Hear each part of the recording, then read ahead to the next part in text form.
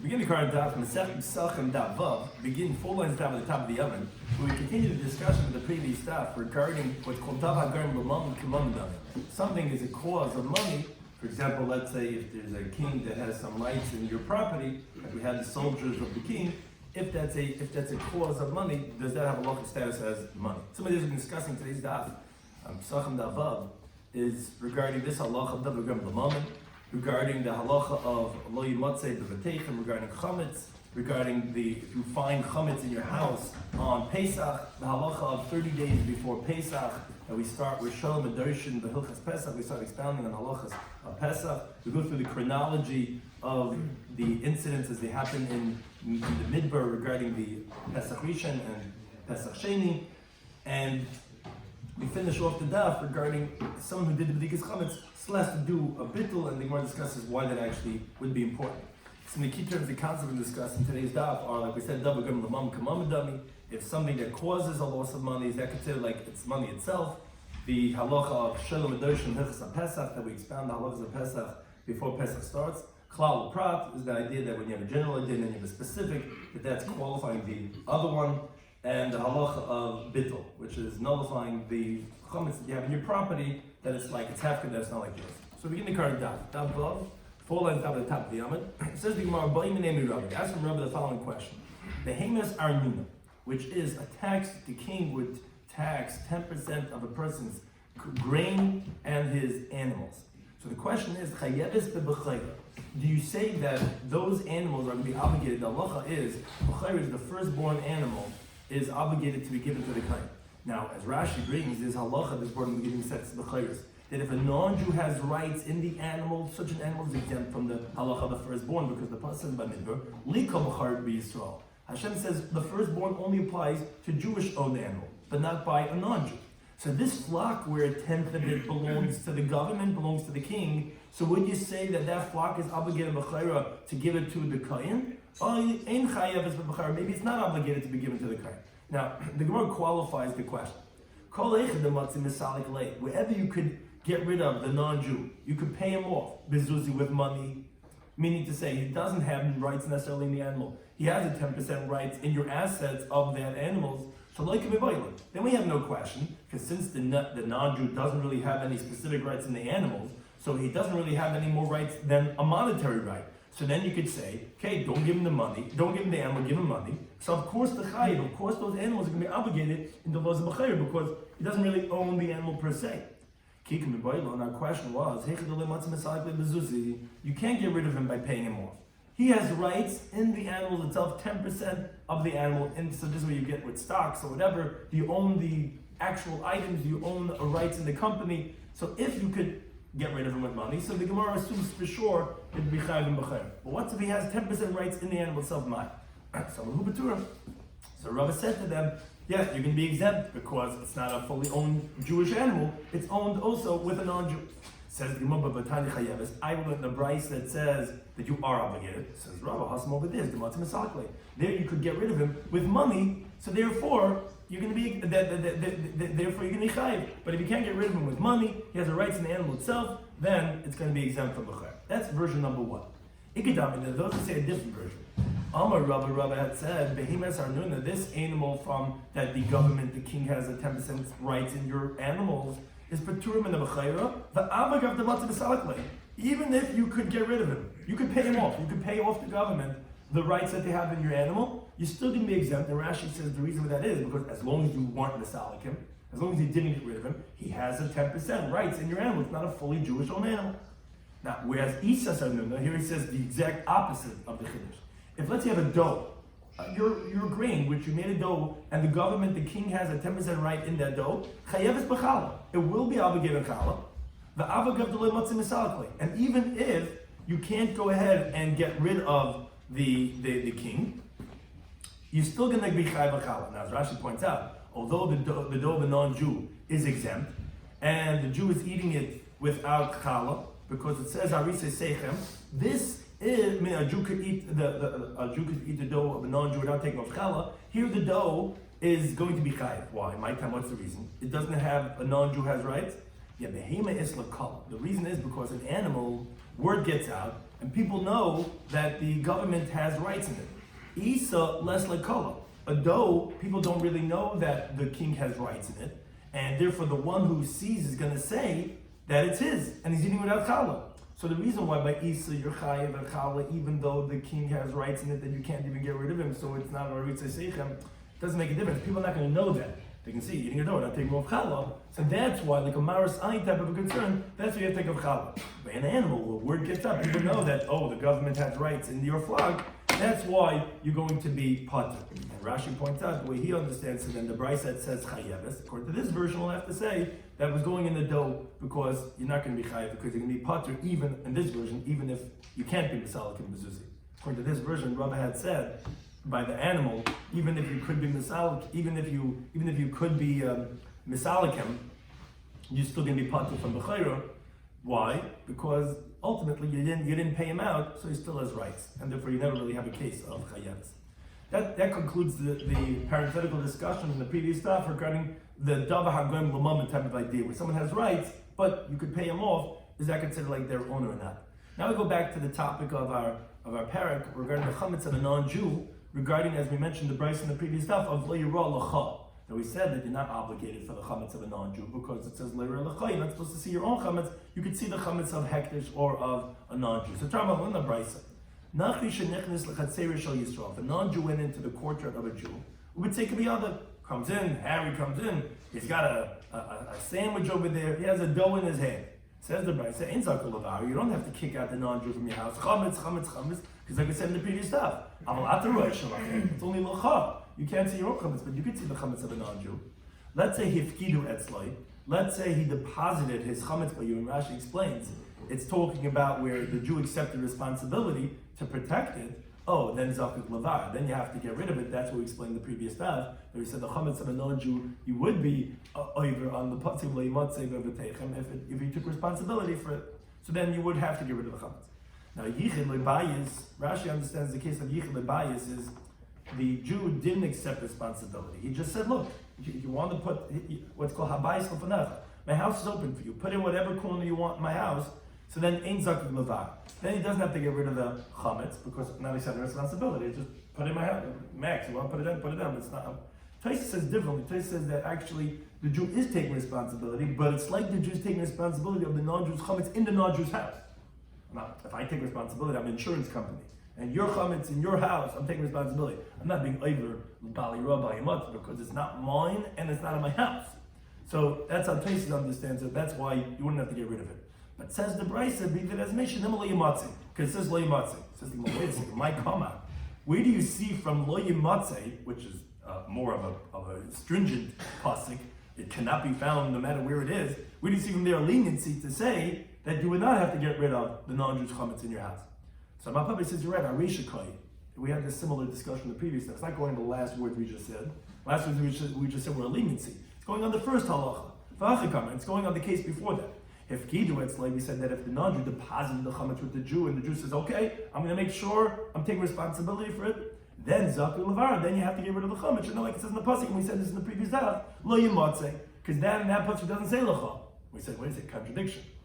One pasuk makes sound like you are obligated for the non-Jew's chametz, one pasuk makes sound like not. And we said, what's the answer to that contradiction? Depends if you took responsibility or not. If you took responsibility, if you're insuring it, then you are going to be, it's going to be like your chametz, and that's why you're chayiv, even though it's not lecha, it's not your own. That's what is going on. However, Rabbi Shloimy says no. It's going on the last thing we just said. So where do you see lo yimatze as a leniency? This is what the Brisa is saying. Yichid lo bayis, if you designate a place in your house for the non-Jew to put his chametz, ein zakin levar, you don't have to get rid of it. Shenema, because there's another word over there. It says lo yimatze bivatecha. You shouldn't find it in your houses. So Rashi explains. The word lo yimatze sounds like it's saying, what's hamatze biyadcha, meaning it's available for you, for whatever you want to do with it. In other words, if you accepted achrayas, you accepted responsibility, then it's like yours. And that's what we're learning from lo yimatze, actually a leniency, because it's not his. The nachi kikamayil, when the non-Jew's coming in, labesa the nachi kamayil, he's coming into his own house. You told him, here, Max, this is your room. You can use this and bring your bagels or whatever this now on Pesach. So I didn't take responsibility. So therefore, it's not lo yimatze. Because Yimatze would sound like it's found for me that I could go ahead and use it. That would be the case if I took responsibility. If I took responsibility, okay, I could go ahead and manipulate it a little bit because it's like somewhat like mine. But here I didn't take responsibility. Therefore, it says Rav Ashi, you could learn that from the pasuk as actually a leniency that you're not going to be chayav. But then the Gemara says, which is a nice long discussion, says, remember, is that to say the shiur is kanya? Is that really that a rental is an acquisition? You're telling me that the reason why you can be pater when you're yichud lebayis, when you told him, okay, you could use that room. If he's using the room, he's coming in my worker on Pesach. He's definitely got bagels and stuff and whatever, and it's in my house. So you tell him, why am I not chayiv? Because he's bringing it to his house. It's his room. It's his room. It's my house. Oh, he's renting it from me. So because he's renting it, so therefore I'm not going to be chayiv because rental is an acquisition. But what's not, but we learned in the Mishnah in the first parak in the Pesachim Daf that says that you're not allowed to rent houses to non-Jews in Eretz Yisrael. But in Syria, out of Eretz Yisrael, in Syria, you're allowed to rent to them, and for sure out of Eretz Yisrael. Now, but the Mishnah says, even in the place where we said you're allowed to rent to a non-Jew, an apartment, they didn't say that you could rent it from him to live over there. Rather, you could rent from an apartment where he put his animals or his wood, but not that he himself should live over there. Why? What's the difference? Because they bring into the apartment idolatry, they're idols. So therefore you're not going to have that. Now, says the Gemara, if you would think to say, this shiur is kanya, that when a guy rents an apartment, he acquires it, so why is it forbidden? Kiko ma'ayo, when he goes in, the basic denafshikomal is going into his own house. So what's the problem? Why am I responsible? If it's my own house, I can understand that I'm responsible. But if it's going into his own house, it's man shield, break down in his house. So obviously, you see that shiur is not kanya. Because I'm the owner of the house, although he's renting, it's still my house. So we're back to the question, how does it help by yichud lebayis that he's renting and he's coming in? How does that help? He's going into my house, so I should still be violating leimatzah b'vateicha. Says Gemara, you're right. Shiur is loy kanya, as we see from that Mishnah but shani hacha, here it's different. By chametz, it's going to be permitted by yichud lebayis. Why?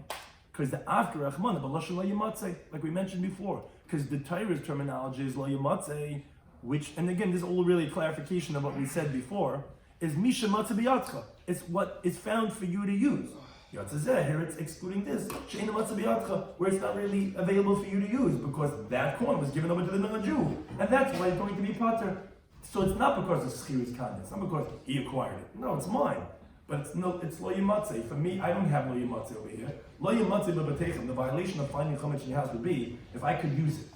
Lo yimatzeh shouldn't be available for me to use it. It's not available for me to use because it says it's his. I designated one for him to use it, and that's why I'm going to be pater.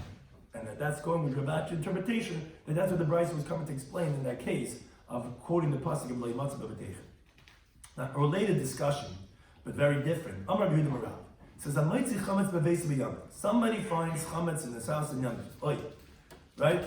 That's not something that we want. But what do you do if you find the chametz? A kid pushes away the couch, and there's a shtick bright on the floor. So, says Rabbi Yehuda Marav, what you have to do is, you take a bowl, and you turn it upside down, you cover that chametz. Why? Because you can't move it, because it's muktzah, and you can't get rid of it. Now, however, by covering it, you're okay. Bal Yura Bal Yimatzeh. So says Rashi, you're not really violating Bal Yura because you already were mevatel l'chametz, as we're going to say at the end of the daf, called chamira. It's not your chametz. As we said, whoever does the bedikah, you have to mevatel it. The only reason why you're covering it, you don't want to forget and eat it. So that you have to cover it, but that's not because or else, I'm seeing it. It's just that you don't forget and you come to eat it. Now, Amar Ravi says, but imshal hekdeshus. Let's say the chametz you find was hekdeshus chametz. Ain't it enough to cover? My time, what's the reason? Because even during the weekday, a person is accustomed to staying away. Well, that's hekdesh. We don't eat hekdesh, and therefore you wouldn't have to cover it because you're not going to eat it anyway if it's hekdesh. A similar type of teaching, Rabbi Shloimy Schwartzberg says the chametz of a non-Jew that's deposited by him. But again, he didn't accept responsibility. So we said before, if you didn't accept responsibility, you're allowed to have it in your house. So what you do is before Pesach. Again, you're holding on to his chametz, and you're not responsible for that. So on, let's say, the 14th of Nisan, Erev Pesach, you make a partition of a certain tefachim of 10 tefachim high, mishum hacker, as a sign that you don't forget and you come to eat it. In other words, Rashi explains it's not enough here to cover it with a bowl for all 7 days because the bowl is going to be moved around during the 7 days. However, in the previous case, when you find chametz on Pesach, where you have no alternative because you can't make a mechitza on Yom Tov, so for 1 day it's going to be enough to cover it with a bowl, and at nighttime you're going to go ahead and get rid of it. But here, if it's going to be for the whole Pesach, you got to make some type of a mechitza to separate between you and the goy's chametz. Now, as I said before, but if it's that of hektish, in the tzarchinam to make a mechitza. My time, what's the reason? Even for the whole Pesach, you know it's right there. You're not going to touch it anyway because people don't touch that of hektish, and therefore you don't have to make a mechitza for the chametz of that of hektish. Another teaching from Rabbi Shloimy Schwartzberg on a related discussion: hamafarish. If someone is going on a voyage out to sea, or shiur, or if he's going on a caravan to a very far place, so it depends when before Pesach he's leaving. If it's kodim shleishim yoyim, if it's before 30 days before Pesach, meaning it's before 30 days, and more than a month before Pesach, ein zak lavar, he doesn't have to get rid of his chametz. If it's within 30 days of Pesach, then zak lavar, then he has to go ahead and get rid of the chametz. Now, later on the Gemara is going to explain what's the magic number 30 from, is because 30 days before Pesach is when you start expounding and asking about the halachas of Pesach. So from then on, you're responsible to take care of your Pesach needs. So it depends when you're moving, when you're taking that trip, when you're going overseas. If it's within 30 days, you're going to have to do bir chametz. If it's more than that, you don't have to do bir chametz. Now, Amar Abaya says, Hadam, and this that you said that it's within 30 days, you have to get rid of the chametz. Loiman, we didn't say that only if its intention is to come back during Pesach. But if you don't intend to come back, then even a week before Pesach, you don't have to get rid of the chametz because I'm not going to be back on Pesach. So I'm like Rabbi says, I don't know what you're saying. But if he does intend to come back, so then even if he left from Rosh Hashanah a half a year before that, when he's going to come back on Pesach, if the chametz is there, he's going to be violating it. And at that moment, when he comes on Pesach, it's not in his rights to go ahead and even be mevatled because it's something that's forbidden to have benefit, and it's like it's not his, as the Gemara is going to tell us later on. And therefore, when he sees it, which this is Rashi's opinion, then when you see it, you're going to be violating Bal Yirah. You're going to be seeing your chametz. So therefore, how does it help then? Why are you saying then if it's about coming back, that should be even for Rosh Hashanah, not within 30 days? You said that if you leave before 30 days, then that halacha is, then you don't have to be mevatel chametz. And you said, but within 30 days, that when you do have to, is only going to come back. If you're coming back, then even from before 30 days, you should have to go ahead and get rid of the chametz because you're going to come back in the middle of Pesach. So how could you say that within 30 days if you're coming back, but then even before 30 days you should have to do it? So Elam Rabbi disagrees, and he says, Hadam, this that you said, that it's before 30 days, that you don't have to get rid of the chametz. We didn't say this, only doesn't intend to come back on Pesach. If it intends to come back, even from a half a year ago, you have to get rid of the chametz, and the Gemara explains, Rabbi is going according to his reason, which is, because the Amar Rabbi says, someone makes his house into a storehouse, meaning he's putting grain over there. Now, beneath the grain is chametz. So the Gemara tells us later on Daf Yomi Aleph, that if you have chametz that let's say a whole wall, a building collapsed on the chametz, that is like bir chametz. Bir chametz, we're so used to, there's such a mandama, that it's only by burning it. Not necessarily. It has to be gotten rid of. Now, how do you get rid of it? One of the ways is by, if a pile of rubble is all over it, so like it's not here anymore. So that's bir chametz. So here also, similarly, if you have a chametz in your house, but like you have a pile of grain, you have storehouses on top of that, that's like essentially like as if you eliminated the chametz. So it depends when you did this. If you did this if you did it before 30 days before Pesach, more than a month before, so then you never had the obligation of bir chametz. So when the moment of bir chametz happens, which is 30 days before, is when the obligation starts. Not obligated, because like we said, because you already have a mapailas, you already have a pile of something else on top of it, it's like it's not here. So then ein zak lavar, then you're not going to have to get rid of the chametz beneath that whole pile of grain. But let's say you only made this transfer within a month before Pesach, zak lavar, then you'll have to go ahead and dig out that whole chametz from beneath the pile and get rid of it, because as Rashi explains, l'ketchila, that's not the beer. So since you already have the obligation already starting on you because it's within a month, although now you put all this, you're going to have to get you guys and guys, you got to get rid of the grain because you got to get rid of the chametz that's beneath it. And therefore you see that Rava holds that that's when the obligation starts, which is 30 days before that. Now even with before more than 30 days, well, remember we didn't say this, that you don't have to do beer, only if you don't intend to clear it away. But if, let's say during Pesach you plan on clearing away that grain and you're going to give it to some hotel to give them the grain, and that's all the then even if it was before 30 days before Pesach, you're going to have to get rid of the chametz because, like you said, even from Rosh Hashanah, in the middle of Pesach you're going to end up seeing the chametz, so then you got to get rid of it. That was Rabbi Latame. Now, says the Gemara, what's this number 30 from? You're telling me that's such an interesting halacha. You tell me if a guy is going overseas, we don't know when he's going to be back.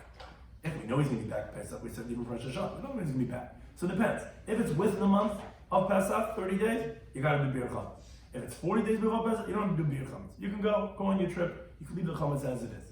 You're not going to violate Bal Yerah B'lai Matzah, you're not going to see, you're not going to be around, it's okay. So the question is, where's the number 30 from? Where do you see in halacha a number 30? So the Gemara says, Ketam learn a brayso. We ask and we expound regarding the halachas of Pesach before Pesach, 30 days before. So because of that halacha, we see that that's when the Yom Tov starts beforehand. And then that's going to be the kaveya, that's going to establish our criterion for when we have an obligation of doing bir chametz. Now, Rabbi Shloimy Schwartzberg, he actually disagrees regarding this halacha when you start darshaning. He says Shtei Shabbos is 2 weeks before Pesach is when you start, the Rav starts darshaning and starts getting questions on the halachas of Pesach. Now, Sigmar says, my time what's the reason not become? Where does he get the number 30 from? So the Gemara explains as we did Tamid Beis. Shari Moshe Emin BePesach Rishon. Moshe Rabbeinu was by the first Pesach, which is on the 14th of Nisan, Umazra al Pesach Hasheni. On the 14th of Nisan, he was telling people about Pesach Sheni, which he was expounding the halachas of Pesach Sheni, which is 30 days before, because the Pesach Sheni is on the 14th of the year. Just like it says in Pesachim Midbar. It says that the Jewish people were doing the Korban Pesach in its time, which the pasuk there says Vayasu as a Pesach Merishon. They made the first Korban Pesach on the 4th of Nisan. Now, except this is a pasuk later on. There were certain people that had become tamei in the Midbar, that they were tamei, and Moshe Rabbeinu told them, okay, you're going to do it in a month from now on Pesach Sheni. So you see that a month before, 30 days before, is when you're showing the Dorsha of Pesach. So that's where he gets his source from. Now, Rabbi Shloimy Schwartzberg, he would tell you, and he disagrees, he says it's only 2 weeks before. He says, no, that's not a raya, it's not a proof. I did the Arba Middle of Pesach, since Moshe Rabbeinu was anyways discussing the laws of Pesach, because everyone was doing Pesach Rishon, so Matzibul L'chol Middle of Pesach, so he already concluded all the laws of Pesach, including Pesach Sheni. But that doesn't bring a proof that in general, before any Yom Tov, that you can do 30 days before. So the Gemara says, okay, my time what's the reason of his opinion? That he holds it's 2 weeks before. So it says, because Moshe Rabbeinu on Rosh Chodesh Nisan was standing Umazor al Pesach, and he was telling the Jewish people about bringing the Korban Pesach. Now, Rosh Chodesh is 14 days, it's 2 weeks before the 14th of Nisan. So therefore, you see that it's you're showing Madorshin 2 weeks before. What's the proof? Shemek says the pasuk in Shemais. It says Hashem tells to Moshe Rabbeinu, this month is the first month that you have in your calendar month, which is Nisan. Uksiv, it says, Dabro Kol Yadas Yisrael Lemer. Speak to the assembly of the Jewish people, telling them that Ba'asal Chodesh Hazeh, on the 10th of this month, V'yichulem Ish Shel Beis Avos V'gomer, that they should take a sheep, and then 4 days later, on the 4th of Nisan, they should bring the Korban Pesach. So you see that on Rosh Chodesh, he was telling them about the Korban Pesach. Now, says the Gemara, how do you know that this pasuk about when Hashem was telling him, which then he repeated to the Jewish people, how do you know that was on Rosh Chodesh? Maybe it was the 4th of the month, or it was on the 5th of the month.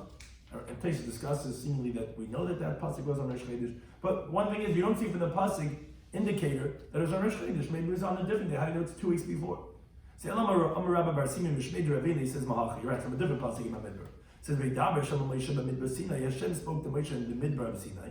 Bashana Hashem is in the 2nd year. B'Chodesh Rishon in the 1st month. Uksiv, and it says. And the Jewish people brought the Korban Pesach in their designated time. So you see that B'Chodesh Rishon, Hashem spoke to him, and then they did the Korban Pesach. Says how do you know it was Rosh Chodesh? It was in the 4th or the 5th of the month. Where do you see an indicator that was Rosh Chodesh? So I'll tell you what, because Asi Midbar b'Midbar. We have Gzeir Shava, Midbar for Midbar. Ksevach says over here in this pasuk we just quoted B'midbar Sinai. Uksevach says another pasuk in B'midbar B'Dav Hashem Moshe B'Midbar Sinai L'Moyed Be'echad L'Chodesh Hasheni. It was on the first of the second month. Malahal Rosh Chodesh. Just like over there where it says Midbar, it's on Rosh Chodesh, where because it says clearly Be'echad L'Chodesh Hasheni, so the first of the second month, the first of the month is Rosh Chodesh. Afkam Rosh Chodesh, and also where it says the word Midbar, it's also Rosh Chodesh. So that's how we know that this pasuk when Moshe Rabbeinu was talking regarding the Korban Pesach was on Rosh Chodesh, which was for 2 weeks later on the 14th of Nisan. But now the Gemara asks a question, not necessarily on what we're talking about. It's like what we call agav, parenthetical. It's going to ask now. Okay, once we explain the Pesachim, we want to know about the parashas. It's so interesting. The pasuk we just brought, which was regarding Moshe Rabbeinu telling the Jewish people about the Korban Pesach, was in Parashat Ba'aloscha. This is in Sefer Bamidbar. Sefer Bamidbar starts off in the second month of the second year. So says the Gemara, V'nichte Bereisha. Wait a second. It should first say the Chodesh Rishon, the first month, and then talk about the second month. The Parasha of Pesach was said first because it's a Nisan, like it says Chodesh Rishon. Parasha of Pekudim, which was counting the Jewish people, was done in Iyar. So why does Sefer Bamidbar start with Bamidbar talks about the Pekudim, it talks about the counting of the census of the Jewish people. That was in Iyar, in the second month. And then Parashat Ba'aloscha starts going back to Pesach, which is the first month. It's the wrong order. It's chronologically incorrect. Why is it out of order? So a famous concept, this tells us, there's no chronological order in the Torah. The Torah wasn't particular about what came first, what came later. You could have many parashas that were really first that are said later than some things which are said before. And therefore, yeah, you're right. Although Parashat Ba'aloscha comes later than Bamidbar, it actually happened before the Parashat Bamidbar. Now, Amar Papa, but he qualifies this. He says, we didn't say this Betraying Yana. Only when it's two different parashas did we say that it could be out of order. But in one parasha itself, that you have psukim that are in one parasha, what's first happened first. What happens second. And he brings a raya. If you don't say this, that it's in the order of how it's written, that it was said, then you can have a problem with the following halacha. We have a concept that's known as klal prat. When you have a general statement, a categorical idea, and a specific, the halacha is im b'chlal el mashma prat. You only have in the general what's in the specific, because since you have the specific comes along, it specifies the general concept and says that no, it has to be exactly like the specific is. That's called klal prat. How could you rely on a klal prat? Gama prat klahu.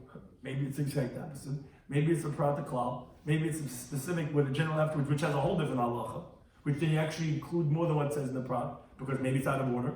There's two or more, but the other way around, says the Gemara. We have a prat klal, which is specific than the general. So the halacha is nasa klal moisav ala prat. The klal is like adding on to the specific. In other words, you shouldn't say that you only have what the specific is or what's exactly similar to the specific, and you can learn it out, which is what's called a binyan av, which is something that's exactly the same as the specific. No, that's why the pasuk says a klal afterwards to include everything, even what's not exactly similar to the specific. How do you know it's a prat klal? The klal pratu. Maybe it's a general, then a specific, because you're saying things are out of order. Maybe that pasuk is before that pasuk. So how do you know it's a prat klal? Maybe it's a klal prat. So obviously, when it's in one parasha itself, we don't say that you could be out of order. Then it is a specific order. It's only in two different parashas, then we say. But says the Gemara, if that's the case, but I thought it would train Yonanami, then no, it should be difficult. Because even by two different parashas, you should say that it's not out of order. Because you do say klal prat, even when one is in one parasha, and the other one's in another parasha, as the Gemara explains.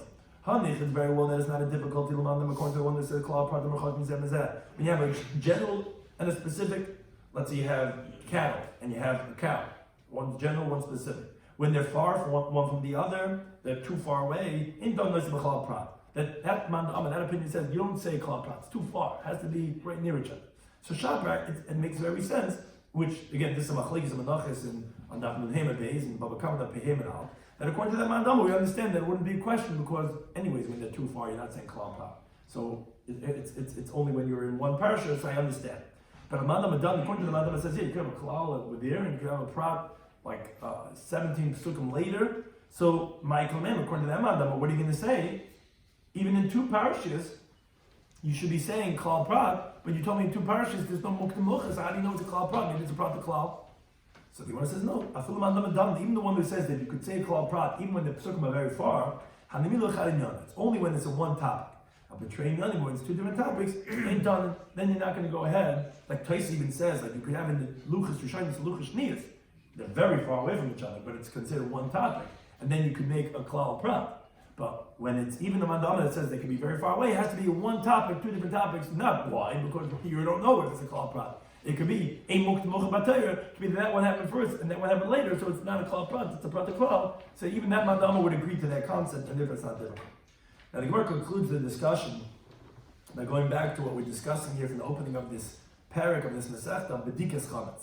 I'm going to read Merav. It says, if someone does Bedikas Chametz, tzarich sheyevatel. You still have to nullify it in your heart. After you finish the Bedika, you say, okay, tater ge'endik, you found all the 10 pieces. Kol chamida dika bebeis ha'adein, livatel, all the chametz that's in this house, it's nullified. It's not mine, it's hefker. It says, my timer. Why do you have to do bittul? You just went and got rid of all the chametz. What's the point of the bittul? Even if you're going to say the reason mission period because there might be crumbs, the neurotic housewives that are going crazy trying to get every crumb. Says Gemara, no, halay chashiva. That's not significant. Don't worry, you don't have to get rid of that. It's not a necessity. And the chitim, if you're going to say, keeping the mental agave, say that, wait a second, it is chashiv. Well, how's it chashiv? You just told me crumbs are not. Because it's protected with the rest of your assets in your house. When you lock your house to protect your house, comes out, everything inside is protected. So therefore, chashivi, that gives a significance to everything in your house, even the crumbs. And even though it's not your intention, but that's what the Gemara asks, is that really so? Would that give it significance for because you're locking the house, so everything inside is being protected, and that gives it a significance? How could that be? But Tanya Little Bryce disagrees with that concept. Seifet ta'anim. What's Seifet ta'anim? At the end of the season of the fig tree, there's certain figs that never ripen. They're not going to fully mature ever. You're right, you don't really care about those figs because they're not even going to ever really ripen. But the homeowner, the owner of the field, of the orchard, is protecting his field. Not for the figs. He doesn't want people to come in because he doesn't want them to ruin the grapes, which it didn't yet reach the time of harvesting of the grapes. Well, let's say the other way around. Let's say Sefer. Let's say it's the end of the grape season. And those grapes are never going to fully mature. But the homeowner is protecting his field for what's inside, not because of the grapes, but rather because of the squash plant, because of gourds, like everyone's eating pumpkins right now, because of those types of things. So, says the Bryce like this: if he's particularly really cares about those end of the season figs or grapes that are not going to ever mature, so then you're right. Then it's forbidden to take them because of theft. And the homeowner, if he takes them or someone else, if he gives it to someone else, they would obligate him tights because there's a chashivas to it. He really cares about it. Whatever, he has something he could do with that it doesn't fully ripen. But Bisman, this is the main point. But if he doesn't care about it, you can't use this. You're allowed to take it because he doesn't care about it. It's exempt from Meiser. Why? Because Hefker, which is what he was, doesn't care about it, is putter from Meiser. But one thing you see is that it's not going to have a significance, even though he's protecting the field for the other things.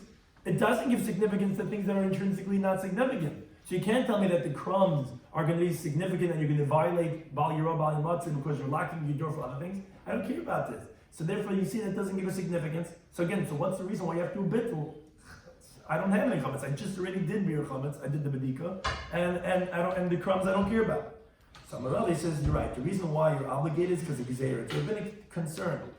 Sheva yimtza gluska yafim. You might find a good roll, a good donut, a good piece of kakish cake, or kafs, with my sister's favorite, kafs, the marble cake, is some episode, gittel, shtickle, you're ready 4 days into Pesach, and you're on the keto, or whatever, this and that, and you're craving some type of starch, or whatever. What's going to happen is, it's going to be significant for you. You're not going to want to burn it. And if you delay it even for a moment, comes that you violated in that moment. Now, but if you were mavakim from before Pesach, you're not going to violate because as Rashi says, the Rashi's opinion is, it says tashbisu. Tashbisa has to stop, which is you could get rid of it even with just bittul. So it's not mine. So I didn't violate it. It's not mine. But if I never did bittul, when I find it and I think about it and I want it, that's the moment that I'm violating Bal Yiro, Bal Yimatzah. But it says, what's the problem? When you find it, be mevatla then. Why have to mevatla now? When I find it, I'll be mevatla. Says the Gemara, no. Because Dil Mishkav said Labas Yisura, if you find it after the time when Chametz already Aser, then it's not yours. You can't do bittul something that's not yours. Says the Gemara, now, you can't do bittul. Why not? Because Rabbi said, there are two things that's not in the person's property, but the pasuk makes it as if it's his, meaning to make him liable for it. So that's the paradox over here, which is you can be chayev for your chametz, but it's not yours to be mevatla. What are these two things? Someone opens up a pit in the public domain. He's liable for any damages and harm that comes from it. But not that it's his own pit. It's really hefker because it's in the street. So although he dug it, he doesn't acquire Rishus Rabim, but it's your pit, and you can be chayev. So it's not yours to be chayev for that. And the second thing is chametz 6 hours and more from the afternoon of Erev Pesach when chametz becomes aser. It's yours, but it's not yours. Not yours, but it is yours for you to be liable for the Isser chametz, and therefore you have to mevatla it now because once it comes Pesach, you can't mevatla anymore. It says okay, but why you have to mevatla by the bedikas chametz nach? Go ahead and be mevatla by arba mevatla chametz. Go ahead and nullify 4 hours into the day, 5 hours into the day. So why you have to mevatla the night before? Let every person when he's ready. I want to hold on to my chametz 8 o'clock in the morning, 9 o'clock in the morning. I have a good, breakfast, whatever it is now. Why have to mevatla all my chametz? Again, people do set aside chametz, but why have to mevatla? So you might know, even the lavzman isuru, since it's not a time for isser yet, the lavzman biuru, when it's not the time of getting rid of the chametz, meaning at 10 o'clock in the morning, Dima Pasha, a person then might be negligent, he might forget, and he's going to come to negligence because what's going to remind him? He's not going to mevatla it. Oh, but now that you're telling me that when he's busy with bedikas chametz, then he has to go ahead and and he has to do the bittul then. So then he's going to remember to do the bedika he's going to remember to do the bittul at that time. And then we made it exactly at the time of bedikas chametz. Something that we discussed in today's Daf Pesachim Daf was the behemoth arnuna, which was when the king has rights in the animal. So what's the halacha regarding b'chayra? Because he said if a non-Jew has rights in the animal, then you're going to be pater. So we said depends. If you could pay him off, so then the first version said that you can be chayiv in b'chayra because it's considered the behemoth of a Yisrael because he has no rights in the animal itself. The second version of Rava actually said you're going to be pater. Why? So Rashi had said because as long as you didn't pay him off, ultimately now he has rights in the animal, and if it's not a fully Jewish animal, and therefore it's not kili b'char Yisrael, and if it's going to be pater. Now, but if you can't pay him off, then we said clearly that then you can be pater because he has rights in the animal, it's not a fully Jewish animal. Now, in contrast, the dough of Arnuna, which is a dough that the king has rights at 10% in your dough, a dough tax, that we said even if you cannot be misalakim, you're going to be chayav b'chala. Why are you chayav b'chala? If anything, he has rights not a risa sefer, not your dough. A non-Jewish ownership in the dough exempt of b'chala. We said simply because of marasayin, because people don't know about that he has rights. And you see the guy's making dough and going on, the hefsher, something's wrong over here, they're not taking off b'chala over here. It says, so because of that, you have to take it off. In contrast to behemoth, people know about it, and therefore we said that you would be patur. Then we learned in the Brisa that what's with the chametz of a non-Jew in the house of a Jew? So we said, you don't have to get rid of it because it's not my responsibility. Unless he deposits him, like Rashi says, with a chrayis, then you're not allowed to hold on to it, as we discussed at great length in the previous Daf. Now, we said the same thing is, even if you designate a house for him, meaning you make a room for him, that you're allowed to have chametz in your house from the non-Jew on Pesach. Now, the Gemara pointed out, it's not because of Schias Kanya. It's not because it's his house, because we said you're not allowed to rent a house to a non-Jew for an apartment, because he might bring it up with the Zara, obviously because it's your house, although he's renting, so that doesn't make it his. So he says, so now why are you pater if he brings chametz into that corner where you told him he could use? Very simply, because the pasuk says lo yimatzeh, and the way the Gemara expounds lo yimatzeh is it shouldn't be found. This is not like the words of the Gemara matzah b'yadcha, because you can't do with it as you please. This guy's ham sandwich is his sandwich, his baguette is his. You can't do anything with it. You didn't take responsibility as if you have some rights to it, and therefore that's why you're going to be pater if you have that chametz in your house on Pesach. Now we said chas shalom someone finds chametz in his house on Yom Tov. What should he do? He should cover a vessel over that. Take a bowl and cover over the chametz. Now we said it's not really because of Bali Matzah, it's not really. You didn't violate Pesach The reason why you're covering it, and that's what I'm saying, don't go crazy, is simply because you don't want you to eat it. Now, we said if it's hektish, however, you don't have to, because people are bedilim and people stay away from it, anyways, it's not going to come to eat it.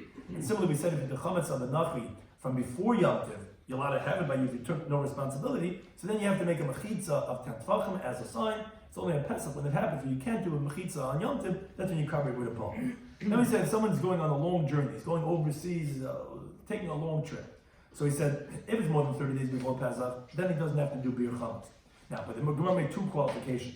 It's only if he does not intend to come back before Pesach, because he plans on coming back, so he's going to have the chametz. And also, even if he doesn't intend to clear it away. So it's not going to clear it away. So he's not going to. It's like mavur already. It's like ready to clear it away. But if he's going to clear it away, then no matter when, he's going to have to go ahead and do the bir chametz right now. Now, we get this number, magic number, 30 days before Pesach, is because that's the halacha when you start expounding the laws of Pesach. Where do we find that? Because Moshe Rabbeinu was by Pesach Rishon, and there was one regarding Pesach Sheni, which is a month before. Shimon Lil disagrees. He says, no, that's only because there. Once he was talking about Pesach, he finished it off, but really it doesn't have to be. And where does he get the idea that it's 2 weeks before? Because it was Rosh Chodesh Nisan, and Moshe Rabbeinu, by Pesach Mitzrayim, was warning them about the mitzvah that's going to come up 2 weeks from now, on the 14th of Nisan. And how do we know it was on Rosh Chodesh? Because we have the Gezeirah Shabbat Midbar, a different pasuk that says Midbar, which was on the first day of the month, which was Rosh Chodesh. It also says the Midbar Sinai, we also know was on Rosh Chodesh.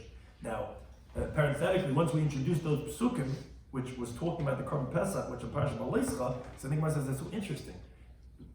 Moshe Rabbeinu was telling the Jews about the Korban Pesach in Parashat Baleischa, which was in the first month of the year, which is in Nisan, and a few parashas before, in the beginning of Sefer Bamidbar, in Parashat Bamidbar, it goes Bamidbar Nasei Baleischa, Bamidbar Nasei, it's talking about the census, which happened a month later. So why is it written before?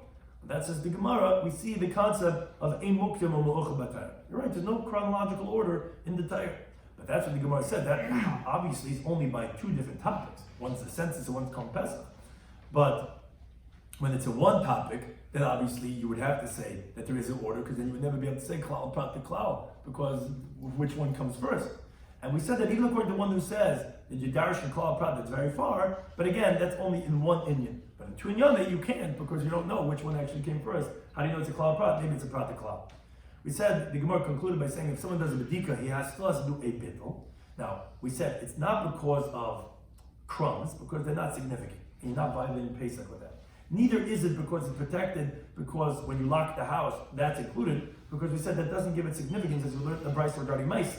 Rather, the reason is because of a gezeirah. What's the gezeirah? You might find a good roll on Pesach, and you can have your intention on it, and what? You can't be mevatel then, because that's already when it's already aser. When it's aser, you have no rights. It's not in your rishus, because there are two things that are not in a person's rishus, but the pasuk made it as if it's in his rishus to be chayiv. One is bar b'shus rabim, and one is chametz after 6 hours into the day. And the reason why mevatel right after the bedika, want to do it in the morning, it's still not aser yet, is because then you will remember, because that's at the same time the bedika, in the paper that the kid brings home from the Rebbe, has the candle with the spoon and hot kol chamira, so you remember to do it, but the next morning you might forget and violate it. That's why you do it at the time of the bedika. Thank you to any time. So